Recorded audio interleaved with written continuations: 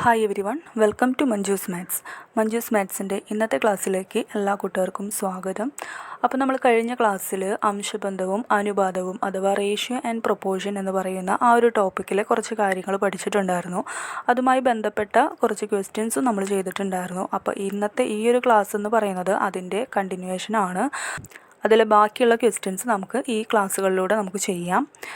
Okay, അപ്പോൾ നമുക്ക് ചോദ്യങ്ങളിലോട്ട് കടക്കാം. ഫസ്റ്റ് ക്വസ്റ്റ്യൻ, 36, 64 എന്നിവയുടെ മധ്യാനുപാതം അഥവാ മീൻ പ്രൊപ്പോർഷൻ ചുവടെ കൊടുത്തവയിൽ ഏതാണെന്നാണ് ചോദിച്ചിരിക്കുന്നത്. നമുക്ക് ഓപ്ഷൻസ് തന്നിട്ടുണ്ട് 50, 48, 49. ഇവയൊന്നുമല്ല.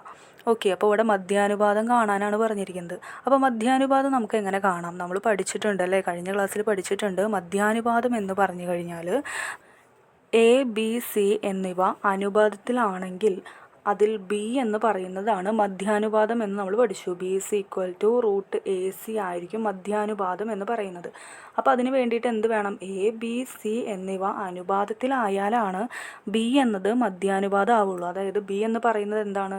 നടുക്കാണ്, എയ്ക്കും സിക്കും ഇടയിലാണ് ബി കിടക്കുന്നത്. അതിനെയാണ് ബി എന്ന് പറയുന്ന മധ്യാനുപാതം എന്ന് പറയുന്നത്. ഇവിടെ തന്നിരിക്കുന്നത് 36ഉം 64ഉം ആണ് തന്നിരിക്കുന്നത്. സോ നമുക്ക് 3 എണ്ണം ഇല്ല. അപ്പോൾ നമുക്ക് എന്തെടുക്കാം? എക്സ് എന്ന് പറയുന്നത് മധ്യാനുപാതമാണെന്ന് നമുക്കങ്ങ് വിചാരിക്കാം. അപ്പോൾ നമ്മൾ എടുക്കുകയാണ് 36, എക്സ്, 64 എന്നിവ അനുപാതത്തിലാണ് എന്ന് നമ്മൾ കൺസിഡർ ചെയ്തു. ഓക്കെ, അപ്പോൾ അതിൽ നിന്നും മധ്യാനുപാതം കാണണം. ഇവിടെ മധ്യാനുപാതം എന്താണ്? എക്സ് ആണ്. അപ്പോൾ എക്സ് എന്ന് പറയുന്നത് എന്താണ്? മധ്യാനുപാതമാണ്. നമുക്ക് കണ്ടുപിടിക്കണം. എന്താണ് ഇക്വേഷൻ? √AC ആണ്. എ എന്ന് പറയുന്നത് 36 ആണ്, ബി എന്ന് പറയുന്നത് എക്സ് ആണ്, സി എന്ന് പറയുന്നത് 64 ആണ്. അപ്പോൾ √AC കാണണം അല്ലേ? √AC എന്ന് പറയുന്നത് √36 × 64 ആണ്. 36ൻ്റെ റൂട്ട് എത്രയാണ്? 6 ആണ് അല്ലേ? ഇൻറ്റു 64ൻ്റെ റൂട്ട് 8 ആണ്. അപ്പോൾ 6 × 8 എന്ന് കിട്ടും, 48 എന്ന ആൻസർ കിട്ടും. അപ്പോൾ മധ്യാനുപാതം എന്ന് പറയുന്നത് 48 ആണെന്ന് കിട്ടി. ഓപ്ഷൻ ബി ആണ് right answer. Okay, next question. 18, 54, 11, 26 എന്നീ സംഖ്യകളിൽ നിന്ന് ഏത് സംഖ്യ കുറച്ചാൽ അവ അനുപാതത്തിലാകും എന്നാണ് ചോദ്യം. ഓപ്ഷൻസ് തന്നിട്ടുണ്ട് 3, 4, 5, 6. ഓക്കെ, അപ്പോൾ ഈ ഒരു ക്വസ്റ്റ്യൻ നമുക്ക് എങ്ങനെ ചെയ്യാം? ചോദിച്ചിരിക്കുന്നത് എന്താണ്? അനുപാതത്തിലാകും എന്നാണ് ചോദിച്ചിരിക്കുന്നത്. ഏത് സംഖ്യ കുറച്ചാലാണ് അനുപാതത്തിലാകും എന്നാണ് ചോദിച്ചിരിക്കുന്നത്. എന്താണ് അനുപാതം എന്ന് പറയുന്നത്? നമ്മൾ പഠിച്ചിട്ടുണ്ട്, കഴിഞ്ഞ ക്ലാസ്സിൽ പഠിച്ചിട്ടുണ്ട്. അനുപാതത്തിലാവുക എന്ന് പറഞ്ഞു കഴിഞ്ഞാൽ എന്താണ്? 2 റേഷ്യോസ് അഥവാ 2 അംശബന്ധങ്ങൾ തമ്മിൽ ഈക്വൽ ആവുമ്പോഴാണ് അവ അനുപാതത്തിലാണ് എന്ന് പറയുന്നത്. അതായത് എ, ബി, സി, ഡി എന്നിവ അനുപാതത്തിലാണ് എന്ന് പറഞ്ഞു കഴിഞ്ഞാൽ എന്താണ്? A/B = C/D ആയിരിക്കണം. അതായത് അവ തമ്മിലുള്ള റേഷ്യോസ് തമ്മിൽ ഈക്വൽ ആയിരിക്കണം. എന്നാലാണ് ആ സംഖ്യകൾ അനുപാതത്തിലാണ് എന്ന് പറയുന്നത്. ഓക്കെ, അതായത് A/B എന്ന് പറഞ്ഞാൽ എന്താണ്? A/B ആണ് അല്ലേ? = C/D എന്ന് പറഞ്ഞു കഴിഞ്ഞാൽ C/D ആണ്. അതായത് ഇത് കണ്ടാൽ മതി. അപ്പോൾ നമുക്ക് ഈ ഒരു ക്വസ്റ്റ്യൻ ചെയ്യാം.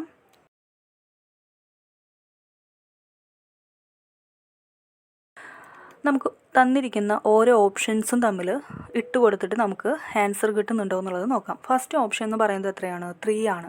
ഓക്കെ, അപ്പോൾ നമ്മൾ കാണുവാണ് ഇവിടെ എ എന്ന് പറയുന്നത്, ജസ്റ്റ് ഒന്ന് എടുത്ത് എഴുതാം. എ എന്ന് പറയുന്നത് 18 ആണ്, ബി എന്ന് പറയുന്നത് 54 ആണ്, സി എന്ന് പറയുന്നത് 11 ആണ്, ഡി എന്ന് പറയുന്നത് 26 ആണ്. ഓക്കെ, ഇതിവിടെ കിടക്കട്ടെ. അപ്പോൾ നമുക്ക് ഓരോ ഓപ്ഷൻസും നമുക്ക് ഇട്ട് കൊടുക്കാം. ആദ്യത്തെ ഓപ്ഷൻ എന്ന് പറയുന്നത് ഓപ്ഷൻ എ = 3 ആണ്. നമുക്കത് സബ്സ്റ്റിറ്റ്യൂട്ട് ചെയ്യുമ്പോൾ എന്താണ് കിട്ടുന്നത്? 18 - 3 ഡിവൈഡഡ് ബൈ 54 - 3. അതായത് ഏത് സംഖ്യ കുറച്ചാൽ എന്നാണ് തന്നിരിക്കുന്നത്. അപ്പോൾ 3 കുറയ്ക്കുകയാണ്. = നെക്സ്റ്റ് 11 - 3 ഡിവൈഡഡ് ബൈ 26 - 3 എന്ന് കിട്ടുന്നുണ്ടോ എന്നുള്ളത് നമുക്ക് ചെക്ക് ചെയ്യണം. അപ്പോൾ ഇത് തമ്മിൽ ഈക്വൽ ആണോ എന്ന് മാത്രം നമുക്ക് ചെക്ക് ചെയ്താൽ മതി. ഓക്കെ, അപ്പോൾ ഇത് മൈനസ് ചെയ്യുമ്പോൾ 18 - 3 എന്ന് പറയുമ്പോൾ 15 ഡിവൈഡഡ് ബൈ 54 - 3 എന്ന് പറയുമ്പോൾ 51 ആൻഡ് 11 - 3 എന്ന് പറയുമ്പോൾ 8. ഡിവൈഡഡ് ബൈ 26 മൈനസ് 3 എന്ന് പറയുന്നത് 23. ഇത് തമ്മിൽ ഈക്വൽ ആണോ? 15/51 എന്ന് പറയുന്നത് 8/23 ഈക്വൽ ആണോ? ഇതെന്ത് കിട്ടും? ഇത് രണ്ടും തമ്മിൽ ക്രോസ് മൾട്ടിപ്ലൈ ചെയ്താൽ മതി അല്ലേ? 15 × 23 എന്ന് പറയുന്നത് 8 × 51 ഈക്വൽ ആണോ നോക്കിയാൽ മതി. ആണോ? ഇത് തമ്മിൽ മൾട്ടിപ്ലൈ ചെയ്യുമ്പോൾ ഇത് രണ്ടും ഈക്വൽ അല്ല എന്ന് കിട്ടും. മൾട്ടിപ്ലൈ ചെയ്ത് നോക്കാം കേട്ടോ. ഓക്കെ, അപ്പോൾ ഇത് രണ്ടും ഈക്വൽ അല്ല, ഇത് തമ്മിൽ ഈക്വൽ അല്ല. സോ പറയാൻ പറ്റും 3 എന്ന് പറയുന്നത് നമുക്ക് ഇതിൽ സബ്സ്റ്റിറ്റ്യൂട്ട് ചെയ്ത് കഴിഞ്ഞാൽ അവ തമ്മിൽ അനുപാതത്തിലാണെന്ന് പറയാൻ പറ്റില്ല. അപ്പോൾ ഓപ്ഷൻ എ നമുക്ക് എലിമിനേറ്റ് ചെയ്യാം. നെക്സ്റ്റ് ഓപ്ഷൻ ബി എന്നതാണ്. ബി = 4 ആണ്. നമുക്ക് ഇതേപോലെ ചെയ്ത് നോക്കാം. നെക്സ്റ്റ് ഓപ്ഷൻ നമ്മൾ സബ്സ്റ്റിറ്റ്യൂട്ട് ചെയ്യാണ്. 18 - 4 divided by 54 - 4 and 11 - 4 divided by 26 - 4. ഇത് ഈക്വൽ ആണോ എന്ന് നമുക്ക് ചെക്ക് ചെയ്താൽ മതി. അപ്പോൾ 18 നിന്നും 4 മൈനസ് ചെയ്യുമ്പോൾ നമുക്ക് കിട്ടുന്നത് 14 ആണ്. ഡിവൈഡഡ് ബൈ 54 - 4 50 ആൻഡ് 11 - 4 എന്ന് പറയുമ്പോൾ 7 കിട്ടും. Divided by 26 - 4 22. ഇനി ഇത് തമ്മിൽ ഈക്വൽ ആണോ എന്ന് നമുക്ക് ചെക്ക് ചെയ്താൽ മതി അല്ലേ? 14 × 22 അതുപോലെ തന്നെ 50 × 7 ഇത് രണ്ടും കൂടിയിട്ട് മൾട്ടിപ്ലൈ ചെയ്യുമ്പോൾ ഈക്വൽ ആവില്ല. 50 × 7 ചെയ്ത് നോക്കിയാൽ മതി. രണ്ടും കൂടിയിട്ട് മൾട്ടിപ്ലൈ ചെയ്യുമ്പോൾ ഇവ തമ്മിൽ ഈക്വൽ ആവില്ല. അപ്പോൾ നമുക്ക് എന്ത് ചെയ്യാൻ പറ്റും? ഓപ്ഷൻ ബിയും നമുക്ക് എലിമിനേറ്റ് ചെയ്യാം. ഇനി നെക്സ്റ്റ് ഓപ്ഷൻ എന്ന് പറയുന്നത് നമുക്ക് സബ്സ്റ്റിറ്റ്യൂട്ട് ചെയ്ത് നോക്കാം. നെക്സ്റ്റ് ഓപ്ഷൻ എന്ന് പറയുന്നത് 5 ആണ്. സബ്സ്റ്റിറ്റ്യൂട്ട് ചെയ്യാം. 18 - 5 divided by 54 - 5 and 11 - 5 divided by 26 - 5. അപ്പോൾ സബ്സ്റ്റിറ്റ്യൂട്ട് ചെയ്യുമ്പോൾ 18 നിന്നും 5 മൈനസ് ചെയ്യുമ്പോൾ 13 കിട്ടും. ഡിവൈഡഡ് ബൈ 54 - 5 49 ആണ്. ആൻഡ് 11 - 5 എന്ന് പറയുമ്പോൾ 6 ആണ്. ഡിവൈഡഡ് ബൈ 26 - 5 21 ആണ്. ഇനി ഇത് തമ്മിൽ നമുക്ക് ക്രോസ് മൾട്ടിപ്ലൈ ചെയ്ത് നോക്കാം. 13 × 21 നോട്ട് ഈക്വൽ ടു 6 × 49. രണ്ട് മൾട്ടിപ്ലൈ ചെയ്യുമ്പോൾ ഈക്വൽ ആവില്ല. സോ നമുക്ക് ഈ ഒരു ഓപ്ഷനും ക്യാൻസൽ ചെയ്യാം. നെക്സ്റ്റ് ഓപ്ഷൻ എന്ന് പറയുന്നത് 6 ആണ്. അതും സബ്സ്റ്റിറ്റ്യൂട്ട് ചെയ്ത് നോക്കാം. നെക്സ്റ്റ് ഓപ്ഷൻ എന്ന് പറയുന്നത് 6 ആണ്. 18 - 6 divided by 54 - 6 and 11 - 6 divided by 26 - 6. അപ്പോൾ 18 നിന്നും 6 മൈനസ് ചെയ്യുമ്പോൾ നമുക്ക് കിട്ടുന്നത് 12 ആണ്. ഡിവൈഡഡ് ബൈ 56 - 4 എന്ന് പറയുന്നത് 48 ആണ്. ആൻഡ് 11 - 6 എന്ന് പറയുമ്പോൾ 5 കിട്ടും. ഡിവൈഡഡ് ബൈ 26 - 6 എന്ന് പറയുന്നത് 20 ആണ്. ഇനി ഇത് തമ്മിൽ ക്രോസ് മൾട്ടിപ്ലൈ ചെയ്ത് നോക്കാം. 12 × 20 ചെയ്യുന്നു. 12 × 20 ആൻഡ് 5 × 48 ഇസ് ഈക്വൽ ടു, അപ്പോൾ 12 × 20 എന്ന് പറയുന്നത് 240 ആണ്. ഇസ് ഈക്വൽ ടു 5 × 48 എന്ന് പറയുന്നത് 240 ആണ്. അപ്പോൾ രണ്ടും 240 എന്ന് കിട്ടി. ഓക്കെ, അപ്പോൾ നമ്മുടെ ആൻസർ എന്ന് പറയുന്നത് ഓപ്ഷൻ ഡി 6 ആണ്. അപ്പോൾ ഈ ഒരു ക്വസ്റ്റ്യൻ മനസ്സിലായെന്ന് വിശ്വസിക്കുന്നു. നമുക്ക് നെക്സ്റ്റ് ക്വസ്റ്റ്യനിലോട്ട് പോവാം. x/y is equal to 3:4 ആയാൽ y² + x² y² - x എത്ര ആയിരിക്കും എന്നാണ് ചോദിച്ചിരിക്കുന്നത്. ഓപ്ഷൻസ് തന്നിട്ടുണ്ട്.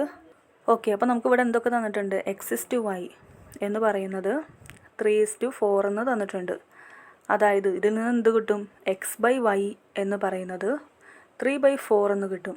ഓക്കെ, നമുക്ക് കാണേണ്ടത് y² + x² y² - x ആണ് നമുക്ക് കാണേണ്ടത്. സോ നമ്മൾ ഇങ്ങനൊരു ക്വസ്റ്റ്യൻ കിട്ടിക്കഴിഞ്ഞാൽ നമ്മൾ എന്താണ് ചെയ്യുന്നത്? ഇവിടെ x/y = 3/4 എന്ന് നമുക്ക് കിട്ടിയിട്ടുണ്ട്. സോ നമ്മൾ എക്സിൻ്റെ വില എന്ന് പറയുന്നത് 3 ആയിട്ടും വൈൻ്റെ വില എന്ന് പറയുന്നത് 4 ആയിട്ടും നമ്മൾ സബ്സ്റ്റിറ്റ്യൂട്ട് ചെയ്താൽ മതി. ഓക്കെ, അപ്പോൾ y² + x² y² - x ആണ് കാണേണ്ടത്. അതായത് വാല്യൂസ് സബ്സ്റ്റിറ്റ്യൂട്ട് ചെയ്യാണ്. y² എന്ന് പറയുന്നത് എത്രയാണ്? y = 4 ആണ്. അപ്പോൾ y² എത്രയായിരിക്കും? 4². x² എന്ന് പറയുന്നത് എത്രയാണ്? 3 ആണ് x. അപ്പോൾ എക്സിൻ്റെ സ്ക്വയർ എന്ന് പറയുന്നത് 9 ആണ്. ഓക്കെ, അപ്പോൾ രണ്ടും കൂടിയിട്ട് ആഡ് ചെയ്യുമ്പോൾ നമുക്ക് കിട്ടുന്നത് 16 + 9 = 25. അപ്പോൾ നമ്മൾ സബ്സ്റ്റിറ്റ്യൂട്ട് ചെയ്തു. ഇതിൻ്റെ സ്ഥാനത്ത് 25 എന്ന് കൊടുത്തു. y² - x. വൈൻ്റെ വില 4 ആണെന്ന് നമുക്ക് കിട്ടിയിട്ടുണ്ട്. y² 16 ആണ്. 16 - x എന്ന് പറയുന്നത് 3 ആണ്. 16ൽ നിന്നും 3 മൈനസ് ചെയ്യുമ്പോൾ 13 എന്ന് കിട്ടും. നമ്മുടെ ആൻസർ എന്ന് പറയുന്നത് 25:13 ആണ്. ഓപ്ഷൻ തെറ്റായിട്ടാണ് കൊടുത്തിരിക്കുന്നത്. ആക്ച്വലി ഇത് ഓപ്ഷൻ തെറ്റായിട്ട് കൊടുത്തതല്ല. y² - x² എന്നാണ് ക്വസ്റ്റ്യനിൽ തന്നിരിക്കുന്നത്. അത് മാറിപ്പോയിട്ടുള്ളതാണ്. x² പകരം x ആണ് കൊടുത്തിരിക്കുന്നത്. അപ്പോൾ നമ്മുടെ ആൻസർ എന്ന് പറയുന്നത് ഇങ്ങനെ തന്നെയാണ് ചെയ്യുക. ഇവിടെ y² - x ആണ് നമ്മൾ ചെയ്തത്. ശരിക്കും ഓപ്ഷൻ സി ആണ് കിട്ടേണ്ടത്. ഇവിടെ y² - x² എന്നാണ്. പ്രിൻറ്റിംഗ് മിസ്റ്റേക്കാണ്. ഓക്കെ, അപ്പോൾ ഇങ്ങനെ തന്നെയാണ് ചെയ്യേണ്ടത്. അപ്പോൾ നമ്മൾ ക്വസ്റ്റ്യൻ കിട്ടിക്കഴിഞ്ഞാൽ ഇങ്ങനെ തന്നെയാണ് ചെയ്യേണ്ടത്. അവിടെ ക്വസ്റ്റ്യനിൽ തന്നിട്ടുള്ളൊരു മിസ്റ്റേക്കായിരുന്നു. ഓക്കെ, y² - x² ചോദിക്കുകയാണെന്നുണ്ടെങ്കിൽ നമുക്ക് കിട്ടുന്ന ആൻസർ എന്ന് പറയുന്നത് ഓപ്ഷൻ സി ആയിരിക്കും കേട്ടോ. ചെയ്ത് നോക്കുക. നെക്സ്റ്റ് ക്വസ്റ്റ്യൻ ഇപ്പോൾ ചെയ്ത മോഡലുള്ള വേറൊരു ക്വസ്റ്റ്യനാണ്. x/x - y = 3/2 ആണെങ്കിൽ x - 2y / 2x + y എത്രയായിരിക്കും എന്നാണ് ചോദിച്ചിരിക്കുന്നത്. അപ്പോൾ തന്നിരിക്കുന്നത് എന്താണ്? x/x - y = 3/2 എന്ന് തന്നിട്ടുണ്ട്. അപ്പോൾ നമുക്ക് ഈ ഒരു കാര്യം കാണണം. അപ്പോൾ അതിന് വേണ്ടിയിട്ട് നമുക്ക് എക്സിൻ്റെയും വൈൻ്റെയും വില ആദ്യം തന്നെ നമ്മൾ കാണണം അല്ലേ. അപ്പോൾ അതിൽ നിന്ന് നമുക്ക് എക്സിൻ്റെയും വൈൻ്റെയും വില കാണാനായിട്ട് എന്ത് ചെയ്താൽ മതി? ഇത് ക്രോസ് മൾട്ടിപ്ലൈ ചെയ്താൽ മതി അല്ലേ. ക്രോസ് മൾട്ടിപ്ലൈ ചെയ്ത് കഴിഞ്ഞാൽ നമുക്ക് എക്സിൻ്റെയും വൈൻ്റെയും വില നമുക്ക് കിട്ടും. അപ്പോൾ ക്രോസ് മൾട്ടിപ്ലൈ ചെയ്യുമ്പോൾ ആദ്യം 2 × x 2x = 3 × x - y എന്ന് പറയുമ്പോൾ 3x - 3y. Okay, next step എന്തായിരിക്കും? 3x - 2x 3x - 2x = 3y എന്ന് കിട്ടും. x = 3y എന്ന് കിട്ടും. അഥവാ x/y വൈനെ പുറത്തോട്ട് കൊണ്ടുവരുവാണ് = 3/1 എന്ന് കിട്ടും. അപ്പോൾ നമ്മൾ കഴിഞ്ഞ പ്രോബ്ലത്തിൽ പഠിച്ചു. ഇങ്ങനെ കിട്ടുവാണെന്നുണ്ടെങ്കിൽ എക്സിൻ്റെ വില അതിന് കറസ്പോണ്ടിങ് ആയിട്ട് 3 ആയിട്ടും വൈൻ്റെ വില അതിന് കറസ്പോണ്ടിങ് ആയിട്ട് y1 ആയിട്ട് എടുക്കുക. അപ്പോൾ x നമുക്ക് ഇവിടെ എത്ര കിട്ടി? 3 എന്ന് കിട്ടി. y എന്ന് പറയുന്നത് 1 എന്ന് കിട്ടി. അപ്പോൾ ഇനി എന്താണ് കാണേണ്ടത്? x - 2y / 2x + y ഇതിൻ്റെ വില കാണണം. അപ്പോൾ ഇതിൽ നമുക്ക് എക്സിൻ്റെയും വൈൻ്റെയും വാല്യൂസ് നമുക്ക് സബ്സ്റ്റിറ്റ്യൂട്ട് ചെയ്താൽ മതി. എക്സ് എന്ന് പറയുന്നത് എത്രയാണ്? 3 ആണ്. 3 - 2 × y 1 ആണ് / 2 × x 3 + വൈൻ്റെ വാല്യൂ 1 = 3 - 2 എന്ന് പറയുന്നത് 1 ആണ് / 3 × 2 6 ആണ്. 6 × 1 7 1/7 എന്ന ആൻസർ കിട്ടും. ഓപ്ഷൻ എ ആണ് റൈറ്റ് ആൻസർ. ഓക്കെ, അപ്പോൾ ഒന്നുകൂടി റിപ്പീറ്റ് ചെയ്യാം. ഇങ്ങനെ ഒരു ക്വസ്റ്റ്യൻ കിട്ടുകയാണെന്നുണ്ടെങ്കിൽ നമ്മൾ എക്സിൻ്റെയും വൈൻ്റെയും വില നമ്മൾ ആദ്യം തന്നെ കണ്ടുപിടിക്കുന്നു. ആ എക്സിൻ്റെയും വൈൻ്റെയും വില എന്ന് പറയുന്നത് നമ്മൾക്ക് കാണാനുള്ള എക്സ്പ്രഷനിൽ സബ്സ്റ്റിറ്റ്യൂട്ട് ചെയ്യുന്നു. നമുക്ക് ആൻസർ കിട്ടും. Okay, next question. 2 വൃത്തങ്ങളുടെ വ്യാസങ്ങൾ 3:5 എന്ന അംശബന്ധത്തിലാണ്. അവയുടെ പരപ്പളവുകൾ തമ്മിലുള്ള അംശബന്ധം എത്രയായിരിക്കും എന്നാണ് ചോദിച്ചിരിക്കുന്നത്. അപ്പോൾ എന്താണ് തന്നിരിക്കുന്നത്? 2 വൃത്തങ്ങളുടെ വ്യാസങ്ങൾ എന്ന് പറയുന്നത് 3:5 എന്ന അംശബന്ധത്തിലാണ്. നമുക്ക് കാണേണ്ടത് എന്താണ്? അവയുടെ പരപ്പളവുകൾ തമ്മിലുള്ള അംശബന്ധമാണ് കാണേണ്ടത്. പരപ്പളവ് എന്ന് പറഞ്ഞു കഴിഞ്ഞാൽ എന്താണ്? വിസ്തീർണമാണ് ഉദ്ദേശിക്കുന്നത്. ഓക്കെ, അപ്പോൾ ഇവിടെ തന്നിരിക്കുന്നത് എന്താണ്? 2 വൃത്തങ്ങളുടെ വ്യാസങ്ങൾ എന്ന് പറയുന്നത് 3:5 എന്ന അംശബന്ധത്തിലാണെന്ന് തന്നിട്ടുണ്ട്. അങ്ങനെയാണെങ്കിൽ അവയുടെ ആരങ്ങൾ തമ്മിലുള്ള അംശബന്ധം എത്രയായിരിക്കും? ഈ 3:5 തന്നെ ആയിരിക്കും. ഓക്കെ, കാരണം എന്താണ്? വ്യാസങ്ങളുടെ പകുതിയാണ് ആരം. നമുക്കറിയാവുന്നൊരു കാര്യമാണ്. അപ്പോൾ വ്യാസങ്ങളുടെ പകുതിയാണ് ആരം എന്നുള്ളത് കൊണ്ട് വ്യാസങ്ങളുടെ അംശബന്ധം തന്നെയായിരിക്കും ആരങ്ങളുടെ അംശബന്ധവും. നമ്മൾ കഴിഞ്ഞ ക്ലാസ്സിൽ പഠിച്ചിട്ടുണ്ട്. അതായത് ഏറ്റവും സിംപ്ലസ്റ്റ് ഫോം ആയിരിക്കും ഈ ഒരു റേഷ്യോ അഥവാ അംശബന്ധം എന്ന് പറയുന്നത്. ഫോർ എക്സാമ്പിൾ നമുക്ക് നോക്കാം. 2 വൃത്തങ്ങൾ എടുക്കുകയാണ്. അവയുടെ വ്യാസങ്ങൾ എന്ന് പറയുന്നത് 8ഉം 32 ആണ്. 2 വൃത്തങ്ങളാണ്. അവയുടെ വ്യാസങ്ങൾ 8ഉം 32 ആണെന്ന് നമ്മൾ വിചാരിച്ചു. അങ്ങനെയാണെങ്കിൽ അവയുടെ ആരങ്ങൾ എത്രയായിരിക്കും? വ്യാസങ്ങളുടെ പകുതിയാണ് ആരം. അപ്പോൾ 8ൻ്റെ പകുതി 4 ആയിരിക്കും. 32ൻ്റെ പകുതി 16 ആയിരിക്കും. ഓക്കെ, ഇനി രണ്ടിൻ്റെയും റേഷ്യോസ് ഒന്ന് നോക്കി നോക്കുക. ഇതിൽ ഏറ്റവും സിംപ്ലസ്റ്റ് ഫോമിലേക്ക് ആക്കണം റേഷ്യോ എന്ന് പറയുമ്പോൾ. അപ്പോൾ ഫസ്റ്റത്തെ റേഷ്യോ എന്തായിട്ട് മാറും? 8ൽ 2ഉം കോമൺ ആയിട്ട് പോകും. അപ്പോൾ 1:8 4 32. ഓക്കെ, 1:4 എന്ന് കിട്ടും. ഇനി അതുപോലെ തന്നെ ആരത്തിൻ്റെ കേസിൽ ഇവിടെ ക്യാൻസൽ ചെയ്ത് പോകുമ്പോൾ 4 പോവും അല്ലേ. 1:4 തന്നെ കിട്ടും. അപ്പോൾ ഇവിടെ അംശബന്ധങ്ങൾക്ക് മാറ്റങ്ങളൊന്നും ഉണ്ടാവുന്നില്ല. ഏറ്റവും സിംപ്ലസ്റ്റ് ഫോം അതിലത്തെ കോമൺ ആയിട്ടുള്ള എല്ലാ ഫാക്ടേഴ്സും നമ്മൾ ക്യാൻസൽ ചെയ്തിട്ട് ഏറ്റവും സിംപ്ലസ്റ്റ് ഫോമിലേക്കാണ് നമ്മൾ അംശബന്ധം എന്ന് പറയുന്ന ഒരു കാര്യത്തിലോട്ട് എത്തുന്നത്. ഓക്കെ, അപ്പോൾ ഈ ഒരു കാര്യം മനസ്സിലാക്കുക. വ്യാസങ്ങൾ തന്നിട്ടുണ്ടെങ്കിൽ വ്യാസങ്ങളുടെ അതേ അംശബന്ധം തന്നെയായിരിക്കും ആരങ്ങളെന്നും പറയുന്നത്. ഓക്കെ, ഇനി നമുക്ക് പ്രോബ്ലത്തിലോട്ട് കടക്കാം. എന്താണ് തന്നിരിക്കുന്നത്, എന്തൊക്കെയാണ് നമുക്ക് ചെയ്യാനുള്ളത് നോക്കാം.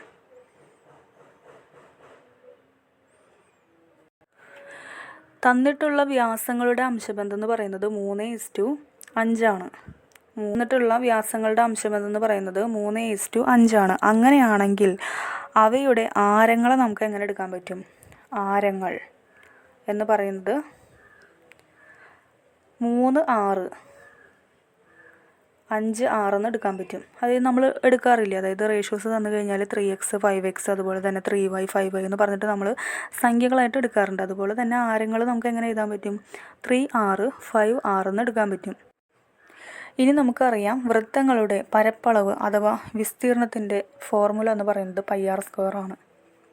ഓക്കെ, πr² ആണ് പരപ്പളവ് എന്ന് പറയുന്നത്. നമുക്ക് കാണേണ്ടത് അവയുടെ അംശബന്ധമാണ് കാണേണ്ടത്. ഓക്കെ, അപ്പോൾ നമുക്ക് πr1² = πr2² നമുക്ക് കാണാം. അതായത് ഒന്നാമത്തെ വൃത്തത്തിൻ്റെ ആരം 3r, രണ്ടാമത്തെ വൃത്തത്തിൻ്റെ ആരം 5r ആണ്. അപ്പോൾ ഇതിൽ സബ്സ്റ്റിറ്റ്യൂട്ട് ചെയ്യാം. π × r1² എന്ന് പറയുന്നത് 3r² = π × r2² എന്ന് പറയുന്നത് 5r² എന്തായിട്ട് മാറും? ഈ പയ്യും നമുക്ക് കോമൺ ആയതുകൊണ്ട് അതിനെ നമുക്ക് ക്യാൻസൽ ചെയ്യാം. 3r² എന്ന് പറയുന്നത് 9r² = 5r² എന്ന് പറയുന്നത് 25r². ഓക്കെ, ഈ r² നമുക്ക് ക്യാൻസൽ ചെയ്യാം. നമുക്ക് കിട്ടുന്നത് എന്താണ്? 9:25 ആണ്. ഇനി ഇതിൽ എന്തെങ്കിലും കോമൺ ആയിട്ട് ക്യാൻസൽ ചെയ്ത് പോകാനായിട്ട് എന്തെങ്കിലും ഉണ്ടോ? ഇല്ല. അപ്പോൾ 9:25 ആണ് നമ്മുടെ റേഷ്യോ എന്ന് പറയുന്നത്. ഓപ്ഷൻ ബി ആണ് റൈറ്റ് ആൻസർ. ഓക്കെ, അപ്പോൾ ഒന്നുമില്ല. ഇങ്ങനെ ഒരു ക്വസ്റ്റ്യൻ തന്നു കഴിഞ്ഞാൽ നമ്മൾ വ്യാസങ്ങൾ എന്ന് പറയുന്നത് തന്നിരിക്കുന്നത് ഒരു റേഷ്യോയിലാണെങ്കിൽ അതേ റേഷ്യോ തന്നെയായിരിക്കും നമ്മുടെ ആരങ്ങളെന്നും പറയുന്നത്. എന്നിട്ട് നമ്മൾ എന്ത് കാണുന്നു? പരപ്പളവാണ് തന്നിരിക്കുന്നത്. നമുക്കറിയാം വൃത്തത്തിൻ്റെ പരപ്പളവിൻ്റെ ഇക്വേഷൻ എന്ന് പറയുന്നത് πr² ആണ്. നമ്മൾ ആ ഇക്വേഷനിൽ നമ്മൾ രണ്ടിൻ്റെയും അംശബന്ധങ്ങൾ തമ്മിൽ സബ്സ്റ്റിറ്റ്യൂട്ട് ചെയ്ത് കൊടുക്കുകയാണ്. ആറിൻ്റെ വാല്യൂസ് നമ്മൾ സബ്സ്റ്റിറ്റ്യൂട്ട് ചെയ്ത് കൊടുക്കുന്നു. നമുക്ക് കിട്ടുന്ന അംശബന്ധം എന്ന് പറയുന്നത് നമ്മൾ കണ്ടെത്തുകയാണ് ചെയ്യുന്നത്. ഓക്കെ, അപ്പോൾ ഈ ഒരു ക്വസ്റ്റ്യൻ മനസ്സിലായെന്ന് വിശ്വസിക്കുന്നു. ഓക്കെ, അപ്പോൾ ഇന്നത്തെ ക്ലാസ് ഇവിടെ വൈൻഡപ്പ് ചെയ്യുകയാണ്. ഇന്നത്തെ ക്ലാസ്സിൽ നമ്മൾ കുറച്ച് ക്വസ്റ്റ്യൻസ് നമ്മൾ ചെയ്തിട്ടുണ്ട്. അപ്പോൾ ബാക്കിയുള്ള ക്വസ്റ്റ്യൻസുമായിട്ട് നെക്സ്റ്റ് ക്ലാസ്സിൽ നമുക്ക് വീണ്ടും കാണാം. Okay, thank